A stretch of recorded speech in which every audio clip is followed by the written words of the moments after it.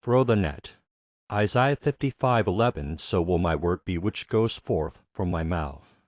It will not return to me empty, without accomplishing what I desire, and without succeeding in the matter for which I sent it. The Bible tells us that God's ways aren't our ways. For my thoughts are not your thoughts, nor are your ways my ways, declares the Lord.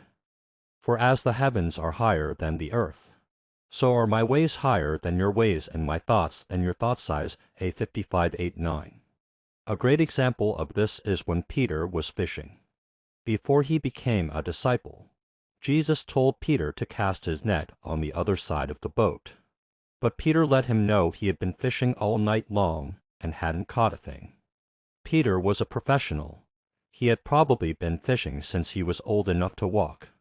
For whatever reason, the fish weren't biting. Tossing the net to another part of the water wasn't going to change that. But Jesus encouraged Peter to give it a try.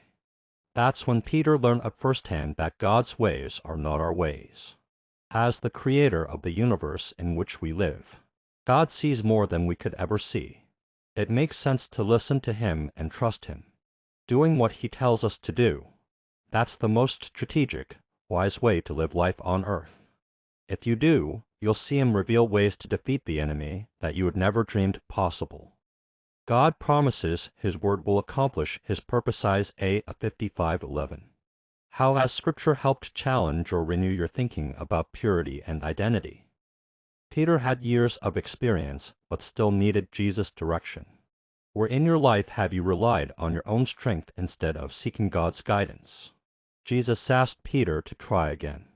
After failure or relapse, how can you respond with humility instead of shame?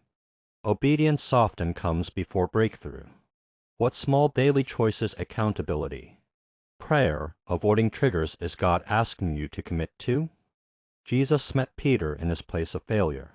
How does remembering God's grace help you move forward instead of staying stuck in guilt? Transformation takes persistence.